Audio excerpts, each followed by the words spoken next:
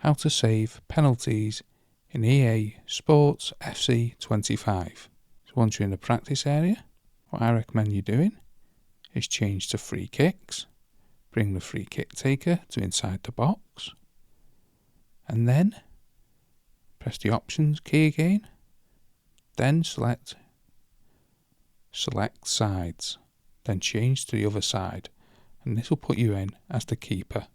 Just come back into the box, select inside the box, and you will be working as the keeper, and this will allow you to practice your saves. To be honest with you, it's a lot of luck when coming to save penalties. However, I recommend moving on the line to try and put off the opponent, and a right foot kicker will normally go to the left on the screen, as this will be their strongest side. You can press buttons on your control pad to try and put off the kick taker. However, it doesn't really do much, and it all comes down to a little bit of luck and guessing that you go to the right side.